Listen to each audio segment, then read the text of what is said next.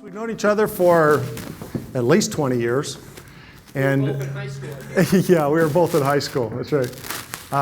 Tom was my boss, and we traveled the world together. I learned a lot of great things from this man. We're really lucky to have an incredible leader like Tom in this business school here at UVU. Phenomenal leader and a phenomenal human being and man. And we seem to cross paths in many different ways with all the different people we know and connections. Hey, I love UVU. I got to tell you, I went here for part of my schooling. I spent at least a year and a half here, and I love it. This is a great school. You guys having a good time here? You liking this? Yeah? It's good. It's a great school. Phenomenal institution. So we're going to jump right into this. I've also known Brad for quite a while. Brad's a phenomenal guy. We golfed together, and we did an Ironman together in St. George, and phenomenal leader in himself. And sad he can't be here today, but passing on love and vibrations to Brad. So I'm just going to jump right into this. I'm going to talk about a little bit, give you an idea of who we are. Camden, where's Camden? Just saw our building the other day and walked by it and wondering, maybe possibly some of you might be wondering who we are and what we are. I'll tell you a little bit about my story, just a bit. Then I'm going to jump into some business principles that I want to talk about today. Cool? Does that work? So as Tom indicated, I grew up in Canada. Grew up in a small town called Shelburne, Ontario, Canada. And my mother owned a health food store. My father, she's an Italian immigrant. My father, some of you may have seen a company around here called Nature Sunshine. That company, when they expanded into Canada in the 70s, they needed someone crazy enough and nutty enough to take this concept of nutritional supplementation and the distribution method of network marketing and bring it into the country of Canada. And so that company, for the Canadian division, started in the basement of our home. So I grew up in this. I grew up around this. And I say nutty enough because right now you can go into a Jamba, you can go in anywhere and you can find about, you get your boosters and you know about vitamins and minerals and herbal supplements. And if I were to drop the name like ginkgo biloba or ginseng or aloe vera, you'd all like, yeah, of course I knew that. But back then, my parents were like a little bit out there, a lot out there. And so it was a pioneering effort back then. But I'm grateful for that period. There were two things that I learned in that early part of my life. Well, there's lots of things, okay. Yes, of course I learned how to play hockey. Yes, I'm from Canada, and it's not an exaggeration. We all play hockey in Canada. Anyone from Canada in here, by the way? Anyone? Yeah? Which part of Canada? Quebec? Ah, bonjour, bienvenue. Vous parlez français? Oui? Okay, good. I lived in Quebec for a few years. Wow, surprising. There's only three of us in this whole room from Canada. But in any event, I learned lots of things in Canada, of course. But I learned about nutritional supplementation. And I learned also my parents were really, really into personal development. What you feed into here is what will come out in our lives. And so that kind of led me through my life. And as he mentioned, yes, most of my adult life has been in this industry, ultimately leading me to start a company called Zango in 2002. We've been in business now for 14 years, which is pretty amazing and very surreal, and I'm very grateful for that. Now, I tell you that because I learned these things as a child, and you'd be surprised how much you've learned in your life growing up and what those things that you've been taught are going to lead you towards what you're going to end up going in. In this room of however many people, 150, 200, whatever there's in this room right now, there are going to be people who are going to go into distribution, they're going to go into accounting, you're going to go into finance, you're going to go into marketing or sales or both, or you're going to go into entrepreneurship. We got some dreamers in here, guarantee it. Statistically speaking, someone in here is going to go out and start something, right? Someone said right. There are statistically in here, some of you who are going to go into human resource or customer service or whatever it might be. It exists in this room. IT, technology, help create the next whatever. International business. And things that have happened in your life are going to lead you to that point in those decisions that you're making at even right now that are going to drive you to where you're going to go. And what's interesting, at least in my life, it might be different for you, but the things that I learned growing up, I then had to test and put it to the test myself in my life personally to see if it's something that actually works for me. And so in the, I want to say it was late 90s, so 98, 97, 98, my company moved me to Malaysia.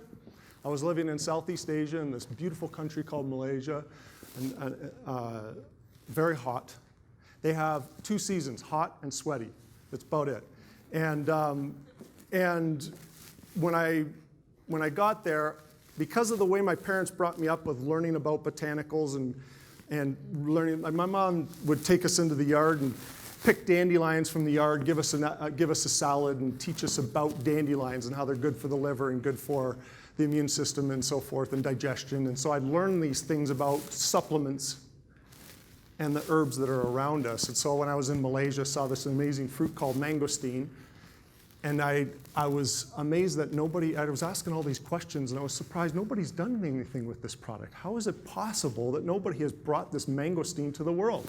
People use the peel of the mangosteen, and they would grind it up and make a tea out of it, boil it and make a tea out of it. Or they'd make a pulp out of it and put it on their skin for skin conditions. And I thought, wow. And it's not just Malaysia, it's Indonesia, Laos, Cambodia, Vietnam, India. It's a part of Ayurvedic medicine in India. It's a part of Chinese traditional medicine in China. It's a part of traditional medicines in the Philippines and Indonesia, and even in Central and South America where it grows, I found out later, that it's a part of all these areas. Anywhere it grows, they all seem to know the same thing. You do this. You make a tea out of it, drink it for dysentery, diarrhea, other stomach conditions. Put it on your skin for skin problems. Whoa. But because of what my parents taught me growing up, so pay attention what you've learned in your life. You never know where it's going to take you, right? And I was just asked the right questions, and the more questions that I asked, the more questions were answered, the more questions that didn't have answers, but I got those answers by asking more and more and more and more questions. Found out there's all this research on this botanical. Started talking to my brother Gordon, started talking to a good partner. One of my partners is my brother Gordon, actually, and then another partner, Aaron Garrity. And we started to talk about, formulate this idea, we're going to start this company. Why? Because we're dreamers.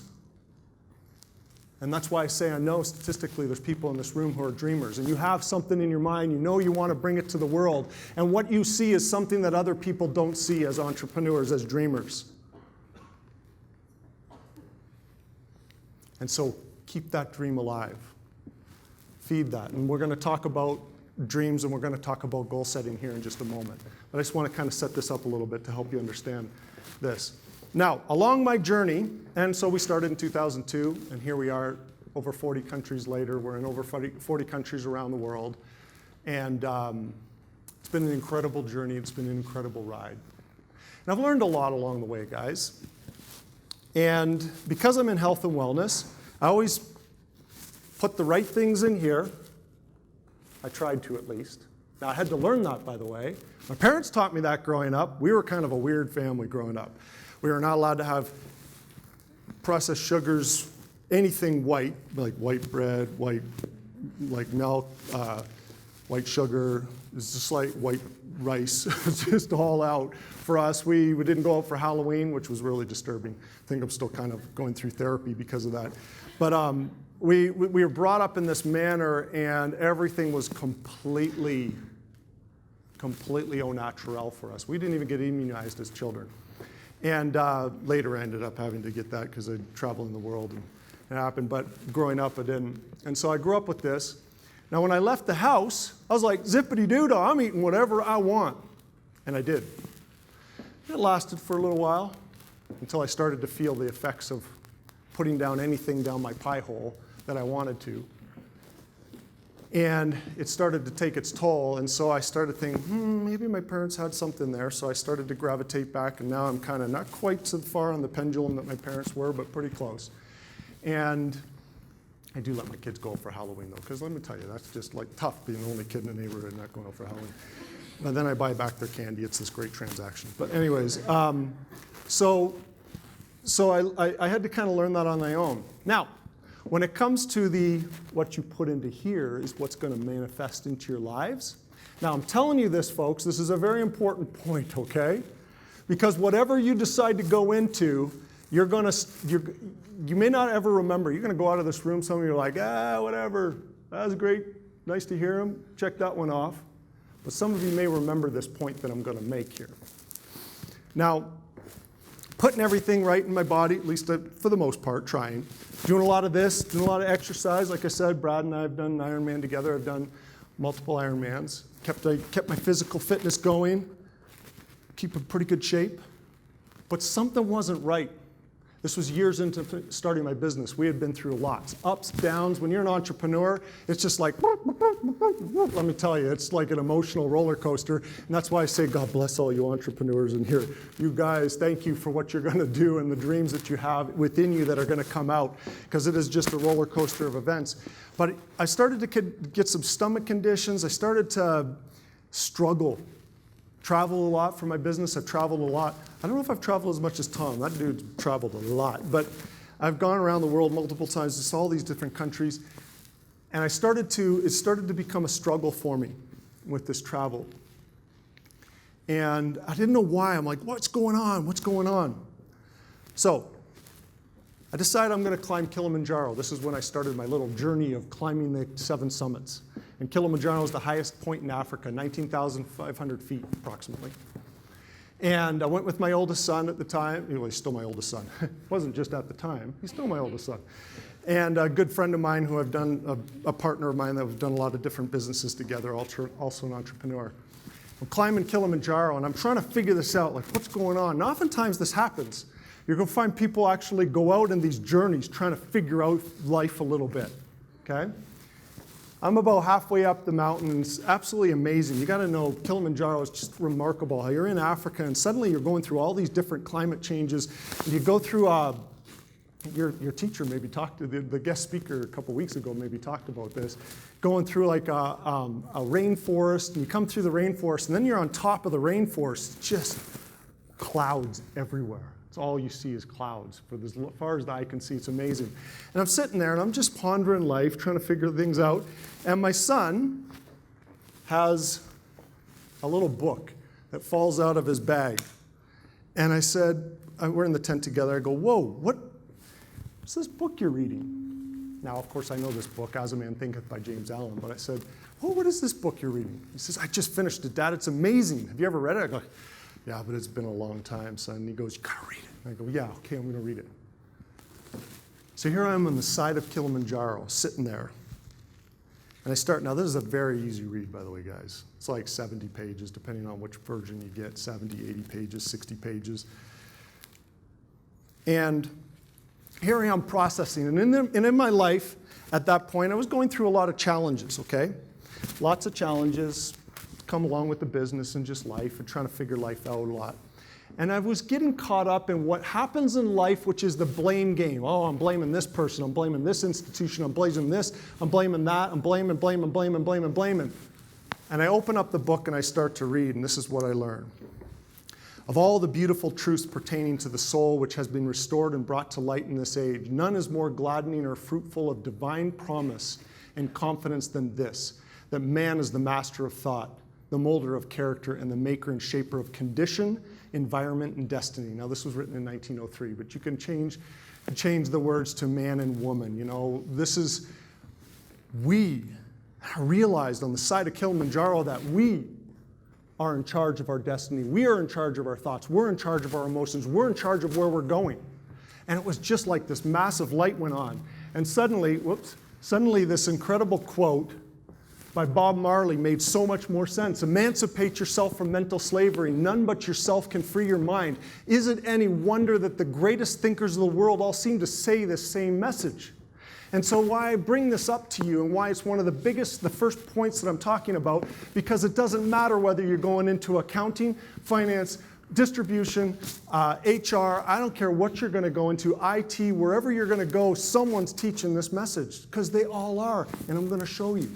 So let's jump ahead here for a second. I'm going to talk about dreams. Steps to dreams, steps to goal setting, okay?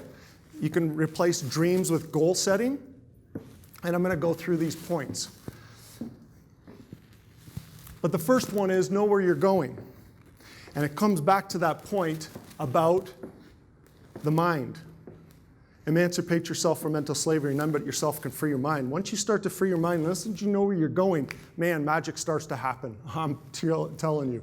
And maybe you don't even know you're doing it. We all don't know we're doing it, but we're all doing it to some extent. The successful people, again, no matter what walk of life we're going into. You want to study Steve Jobs from the IT world? Watch it. In fact, there's this incredible movie out there. There's a little bit of swearing in it, but let me tell you, it is a great movie just called Steve Jobs. I mean, that is like an amazing movie, the most recent one that came out. Successful people become what they're thinking about all day long, which in essence is what I'm saying, that first point of dreams, of goal setting. They know where they're going. Okay? There's this incredible audio that I'd recommend for everyone, especially anyone who's deciding to go into sales or entrepreneurship. And it's made by a guy named Earl Nightingale. It's about the best 36 minutes that you could ever do. It's free on YouTube if you want to find it, or you can just download it for a couple bucks. I have it in my iTunes where I just go to it and I listen to it on a regular basis when I'm exercising. 36 minutes of a guy in the 50s who records a sales kind of a challenge to a sales group, Earl Nightingale's The Strangest Secret. And he says, and this is a guy who's been wildly successful, and if you look at some of the greatest success stories out there, they'll link yourself back to this guy. Earl Nightingale's one of them, okay? And Earl Nightingale says, what's the greatest secret to all success? And when he defines success, which is interesting, he says success is the progressive realization of a worthy ideal. So what is success? Sometimes we get caught up in thinking success is money, success is things, success is a car and a house and this, which could be, but that's a byproduct of success. Success is the progressive realization of a worthy ideal. And so successful people are progressively realizing a worthy ideal. Now here's just a few thoughts that I want to share with you. We'll go through these quickly. If you're wondering, did people really say this? This is from Old Testament. As a man thinketh in his heart, so is he. Goes back as far as thousands of years ago. Ralph Waldo Emerson said, a man is what he thinks about all day long. Oprah Winfrey, one of my favorites. This lady's incredible, such an incredible leader in the business world. I know for sure that what we dwell on is who we become. James Allen, the book that I just quoted you from, the soul attracts that which it secretly harbors, that which it loves, and also that which it fears. It reaches the height of its cherished aspirations. It falls to the levels of its unchastened desires. Buddha, what we are today comes from the thoughts of yesterday, and our present thoughts build our life of tomorrow. Our life is the creation of our mind. More? Let's go. William James, father of psychology in America, one of the greatest thinkers in the world of psychology, says, the greatest discovery of my generation is that human beings can alter their lives by altering their attitudes of mind. Francesca Regler, happiness is an attitude. We either make ourselves miserable or happy and strong. Buddha also said the mind is everything, what you think you become. Gandhi, a man is but the product of his thoughts, what he thinks he becomes. Napoleon Hill, man alone has the power to transform his thoughts into physical reality. Man alone can dream and make his dreams come true. Tony Robbins, whatever you hold in your mind on a consistent basis is exactly what you will experience. And Jesus said in Matthew, ask and it shall be given unto you, seek and ye shall find, knock and it shall be opened. For everyone who asketh receiveth, and he that seeketh findeth, and to him that knocketh shall be opened. He's not saying, maybe, possibly, this is no, ask and you're going to go this direction. That's the whole point of that verse. And that's the whole point of each one of these thought leaders. So let's go jumping into goals here. Dreams and goals. Now these are the steps. I threw in one up at the top, okay, because I think that this is important. But the 5 steps to helping your goals come true: know where you're going, faith and belief, overcome your fears, action, and don't quit. There's always a way. The first one I put up here is shut out the negative. Why am I saying this? Why do I say shut out the negative? Any thoughts? Why would I say that we should shut out the negative if we're wanting to go in the direction of our dreams? Anyone going to give me a thought? Just throw it out. Anyone? Yes?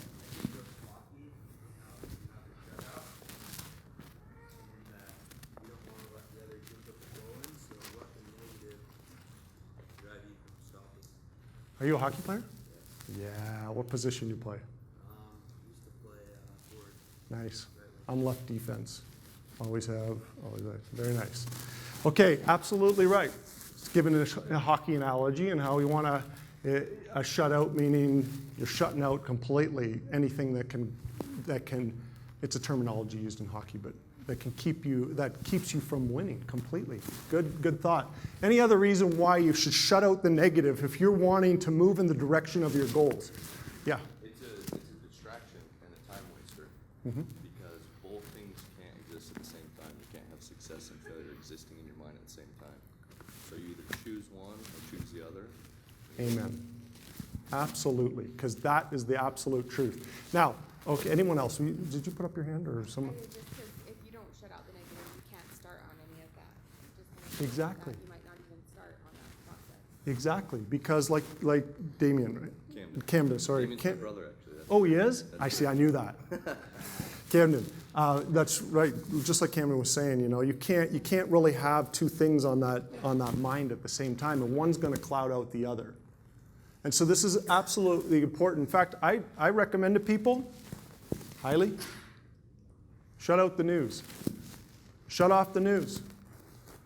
I know that's a bit of a bold statement, but honestly, for the most part, not all of it, I like to kind of check out things, what's going on from time to time. But if you really want to keep yourself concentrated and focused on the direction you're going, whatever that direction is, wherever you're going with your goal setting and goal achieving in your dreams, then you've got to shut out the negative, because the negative is going to start to take over. And what's happened, and I won't go into lots of details on this, but really it comes down to an interesting discussion called vibrations.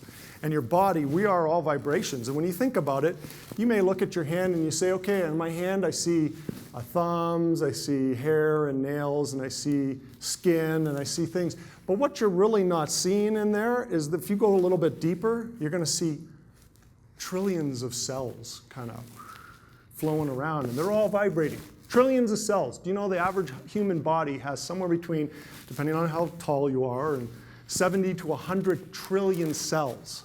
And they're all vibrating, and they're all communicating back and forth, completely vibrating.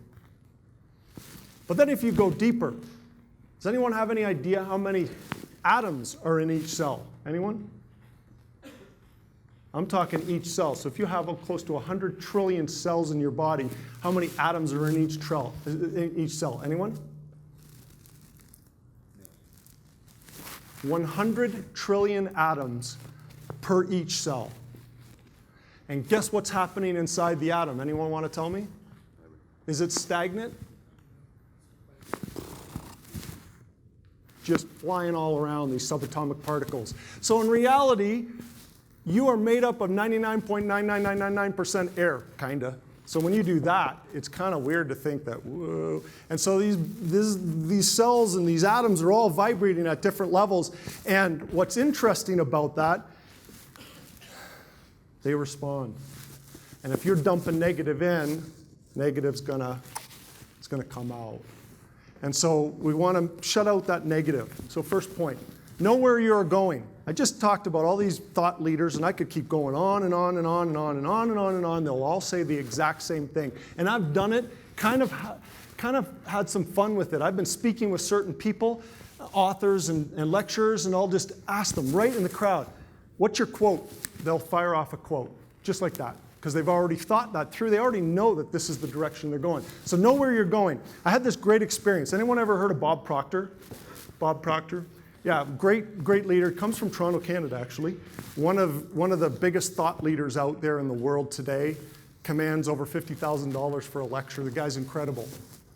He was like my hero growing up. My parents put me through these Bob Proctor seminars, and I had Bob Proctor books around. We finally had him at one of our functions in Mexico City. We had over 10,000 people in the room. It was like crazy, amazing. And I'm backstage, and I get the chance to meet Bob Proctor. Oh, this is my hero, and I'm excited to talk to Bob Proctor. And so I said he was with his assistant. They were getting ready to go on stage. And when Bob Proctor speaks, he carries around a particular book with him. It's called Think and Grow Rich by Napoleon Hill. One of the greatest books ever written in 1937, influenced millions upon millions upon millions upon millions of business leaders, entrepreneurs, businesses, millionaires, multimillionaires, billionaires. That book is one of them, and he carries it around like a Bible. It's this old copy. It's really cool. So I said to him, I go, Bob Proctor, I'm so excited. Well, I called him Bob, I think, but I'm excited to tell you, thanks for teaching us this principle. Now, one thing he teaches is what Napoleon Hill teaches, which is write down your goals. So know where you're going and write it down. Okay? It's a pretty important key. Something happens between that firing up here when you're knowing where you want to go, and then you write it down and you put down that goal, what you're trying to accomplish. And great leaders of all, Tony Robbins teaches it, everyone teaches the same principle about goal setting and goal achieving. Write it down. Even actors. Jim Carrey talks about that moment when he had the biggest windfall, the biggest breakthrough of his career. It's because he took that advice and wrote it down. So again, whatever field you go into, they're teaching the same principle.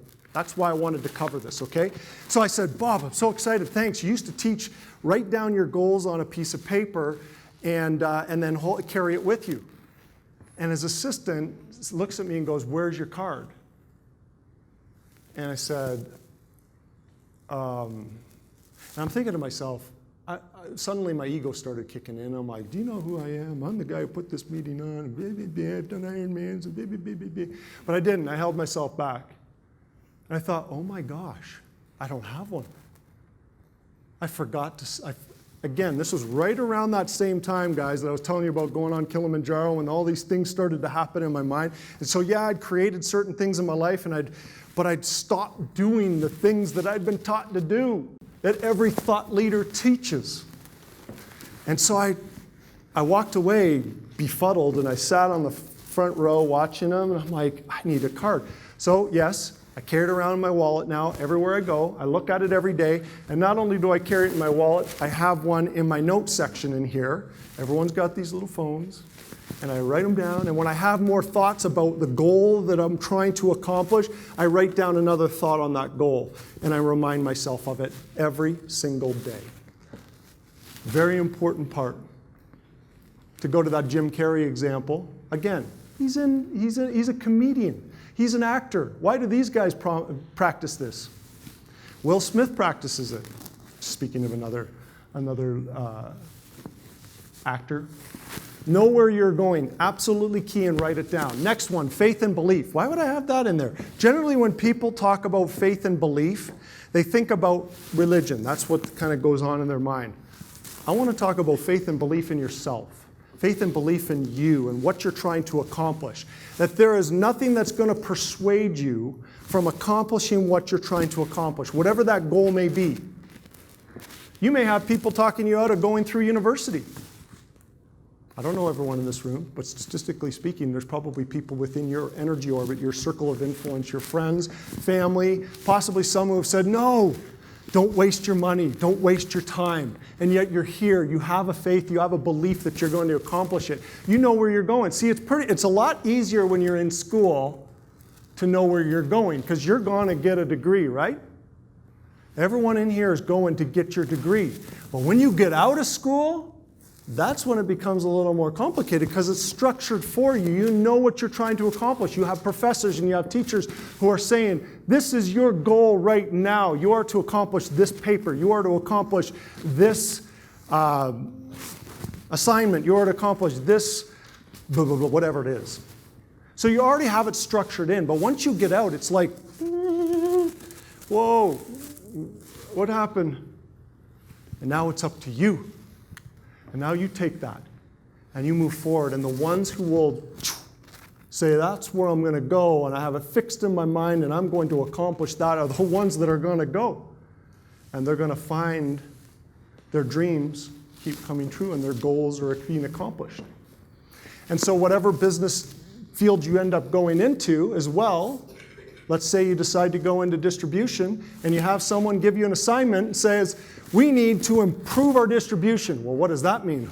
Statistically speaking, it's this and it needs to be this and we got to improve this. Now what do? It's up to you. We need to improve our bottom line. We need to do this. Okay, now it's up to you. And you need to set that intention, set that goal, set that here, and then work a plan to get to it. And sadly, a lot of people kind of forget this, and they seem to be simple, and yet they're profound and they're tough to achieve at the same time. Faith and belief is absolutely key in it, because now you've got to believe that you can reach that and accomplish that for the distribution goal that's set. And if you start to say, oh, I can't. And this is an interesting point about faith and belief, because we all have locked and loaded right now. We have in our minds, in fact, I'm reading this incredible book. I've got our sales group reading it right now by Grant Cardone. It's called The 10X Rule. So good. It's a great book. We're all reading it together. We kind of come together a couple times a week and go through the different chapters that we're reading at the time. And he gets into this exact thing. He talks about you've got to believe that you can accomplish it. You've got to set your goal. And of course, he's talking 10X. He's saying shoot for the moon, shoot for the stars. That's where you got to go, especially in the sales world. That's where you want to go. But he's saying, but then you've got to believe. Now, what happens if you don't believe? What happens if you don't believe in yourself? What happens if you don't believe in your coworkers? What happens if you don't believe in your product or your service? What happens if you don't believe? Then what's happening inside you is you're working towards something, and it's not coherent. It's not consistent with what you're trying to accomplish. And so that's why I encourage everyone, as much as possible, to read books and shut out the negative, as we were talking about. Shut it out. And keep yourself focused so that that faith and belief is strong, and that you will accomplish it, and that it will happen. Okay? We got to jump through these things. I don't want to run out of time here. Overcome your fears. Woo! Oh, this is a big one. Now, nobody's getting out of this life without fears. This is kind of a part of life, okay? But fears need to be conquered in order for your dreams to come true. Fears are going to come in. They're going to creep in. And I'm just going to talk a few things about fear that could possibly help you. There's a lot of things, but due to time, I'll kind of focus on a few things. Number one about fear. Fear is learned, therefore it can be unlearned. Fear is learned, therefore it can be unlearned. And if you want to achieve your goals, your dreams, whatever they may be, you have got to make sure that you are conquering. So what do I mean by learned? Anyone going into sales? Anyone in their mind think they want to go into sales in this room? Raise your hand. Anyone? Anyone? Sales. Okay. You're a salesman. That's good. I like that. What's your name? Reggie? Reggie Jackson? No, but that's cool. That's a very cool name. That means you're destined for just going in the right direction, Reggie. Okay, Reggie wants to go into sales. You know what's interesting about sales? You're all salespeople. Did you know that? You're all salespeople. You're going to sell at one point or another. Whatever field you go into, you're going to be selling. It's true. Anyone who's getting ready to get married, you're doing a sales job. So something that's seemingly simple like that. I think I'm a pretty good salesman because my wife's beautiful and I'm so grateful for her. We've been married 24 years, so I must be a pretty good salesman. But we're all in sales. We're all in sales. But again, whatever you end up going into and whatever goals and dreams that you're trying to accomplish, you have to overcome those fears. Number one, fears are learned, therefore they can be unlearned. Here's another thing. Mark Twain said, do the thing you fear the most, and the death of fear is certain. Do the thing you fear the most, and the death of fear is certain. So to go to this point about sales, let's say you're going into sales like Reggie. Man, sometimes the heaviest thing in the world is the phone. It seems so light. Oh, it's so light, but man, when you have to pick up that phone, pick up that phone, you have to phone and make that follow-up call. Oh, that phone's so heavy. And you're fearful of what are they going to do? Are they going to reject me? Are they going to turn me down? What's going to happen? But you pick up that phone and you put it to your ear and you make that dial and you follow up and you phone, and guess what? It gets easier every time. It's a learned fear. We have a learned fear of rejection. It's happened to us in life. We fear rejection. And the more you study it, the more you realize, wait, rejection's really a learned thing. And so the more you can attack it, the more you'll be able to overcome that fear of rejection. How about fear of failure? Woo! That's going to hold back most people. In fact, there's this incredible book. I don't know if anyone's ever read The Alchemist. Anyone? Read The Alchemist? So awesome. So awesome. Beautiful book. Sold over 50 million copies, 40, 50 million copies around the world. Incredible story behind that, by the way. His parents didn't want him to become a writer. Put him through, this is just so hard for us to believe, but put him through incredible things trying to convince him to not go into writing. Finally wrote the book, sold only 8 or 10 copies in his first year, fell into depression, yet he ended up, Paulo Coelho ended up going on to become the #1 author in Brazil and all around the world, sold 40, 50 million copies. Even authors are entrepreneurs, right? Because people are telling them it can't be done, and yet they have to stay strong to that goal and the faith and belief and overcoming those fears, the fears of rejection from the parents, fears of rejection from peers and family members and others who are telling them it can't be done.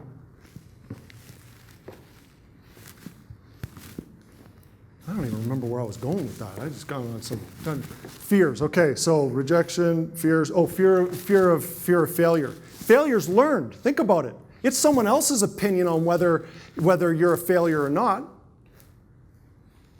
Interesting. So that's a fear that has to be overcome. And as a salesperson, if that's what you got to do, you got to kind of get past that. Hey, you know what? The more I try, the more I am able to succeed. Tom just said it to me, and again, he's not in the room right now, but I gotta tell you, this is an amazing man. He's accomplished so much and such an incredible business mind. He said, some might say that there's luck, and yeah, luck might be part of it, but the harder you work and the harder you work towards what you're trying to accomplish, the luckier you become. And it's the same thing. The more you overcome your fears, the more you conquer those fears, the more they just kind of dissipate. I had this incredible moment where I was rock climbing with my son. He's 20 years old now, but it was several years ago. We were down in Moab, and we were climbing a desert tower. And he went up ahead of me. Anyone who rock climbs in here? Anyone?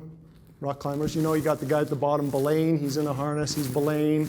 The person's climbing up. So my son's lead climbing. He's going up Owl Rock. Gets up to the top. You're about 15 feet, 20 feet from the top, and then there's a ledge, and so he then hooks up into the bolts up at the top. Then he belays me from up there, and I belay up, and now I climb up to the top, but he's got me on belay. I don't have to worry about lead climbing. I just kind of go up. I get up there, and I'm like, whoa, this is pretty scary. It's about 100 feet up, but it's okay. We're on a ledge. We're fine. And then he says, Dad, we're going to go up to the very top and stand on the top. And I'm standing there, I'm like, and that was one of the first, and see, here's the thing. It's about 100 feet down here, but over here, anyone who's been on the top of Owl Rock, you'll know there's like 200 feet, 300 feet down the other side. But you don't see it until you start to climb up there. And I'm like, ah. And here I am, the strong dad. This is the moment when this student becomes the teacher. And I'm standing there, and I'm just shaking, literally just shaking. And sweaty palms, everything. Like I can't even move. And my son's got me hooked in. He's like, Dad, it's okay. I'm like, no, it's not okay. I got kids. Stop. And he's like, no, seriously, Dad. Remember the things you taught me. I'm like, this is not time to be Tony Robbins with me, Dad. Son, no. But sure enough, he kind of walked me through. He's, remember, Dad, it's learned. This is a fear that's learned. Look, Dad. And he showed me that it's all safe, that everything was bolted in, everything's fine, that I couldn't fall. And I'm like, yeah, but I'm still afraid. He goes, yeah. But remember, Dad, do the thing you fear the most, and the death of fear is certain. Took me a little while. Finally, I went up, and I was able to make it to the top, stood on the top of Owl Rock. It was an amazing experience. But again, now that's an extreme experience, but when it comes to life, you're going to have those fears that are going to come to you, and they're going to hold you. They're going to be like, whoa, standing right there trying to hold you back. Remember, it's a learned, and that it can be unlearned. and do the thing you fear the most, and the death of fear is certain. There's lots of other points, but I'm going to continue on here to make the rest of this presentation happen before the end. Action. Action is the next. Guys, nothing happens without action.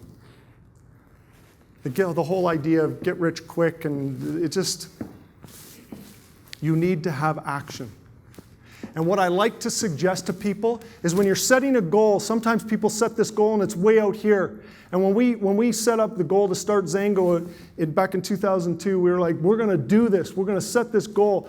But we broke it up into manageable goals. There's short-term, medium-term, and long-term goals. So the long-term goal may be way over there. But then a business plan is going to help you create short-term, medium-term, and long-term goals. And that's key in a business plan. Now I just mentioned the word business plan, and some of you are like, oh, I had that class. But really, that's what a business plan is. It's setting a goal and then going short-term, medium-term, long-term goals. Ta-da! And then you fill in the gaps of everything that happens in a business plan, from the financial parts of the business plan to the operational side of the business plan to with the inventory and everything, the marketing, the sales, the research that goes along with the business plan, the summary in the beginning, the conclusion, all the stuff that goes in a business plan. It's really setting a goal or a dream, however way you look at it, and setting the action plan in place. Don't quit. There's always a way. I'm going to tell you this, guys. In life,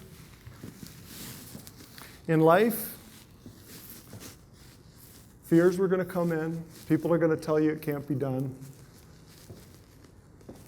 And somehow, it's weird how life happens this way. Life is amazing, and it's wonderful, and it's beautiful, and it's incredible. But it can be tough. And in business world, it can be tough, and you're going to be faced with certain situations in life that in your business career, whatever it may be, again, whatever career you end up going into, whatever kind of business you go into, you're going to be faced with this, wow, do I quit or do I go on? I just want to say there's always a way, and I've seen this time and time again. When we started Zango, it was in this time, 14 years ago. Here we are, ready to launch. The company that we worked with, a company called Wild Flavors, incredible company, been around since the 1930s. They're helping us produce our product. Nobody had ever done it before, so it was a new thing. We get word 3 weeks before we're supposed to launch.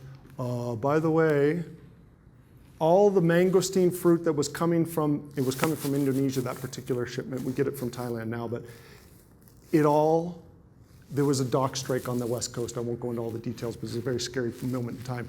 All of our fruit went dead. It's done. You can't launch your company. I'm like, heck no, we're launching our company. It was this pit feeling just, I could tell you so many stories like this that have gone on over the years, but I'm like, no, we've got to find a way. They're like, there's no way. Nobody produces mangosteen anywhere in this part of the world. You're done. You can't, well, not done, but you're not going to launch on the town. I'm like, no, we got too many people looking for it. And I said, tell us how it can be done. Don't tell us it can't be done. Tell us how it can be done. And they said all their buyer planners, put it on hold. We're going to find a way. Sure enough, they found the shipment of mangosteen that someone had brought to America that was frozen, and it was perfect, in perfect condition. It was ready to go. Not enough that we needed, but enough to get us going. And guys, it was amazing. They did it, and we hit our launch date. It was incredible. With a product that had never been brought to market, with a fruit that had never been brought into the United States before at this particular level, for all the different things that everything said it couldn't be done, but when you say, don't quit, there's always a way, I'm telling you there's always a way in business, and I'm grateful for that. And it's harder, it's easier to say than to do, but it's true.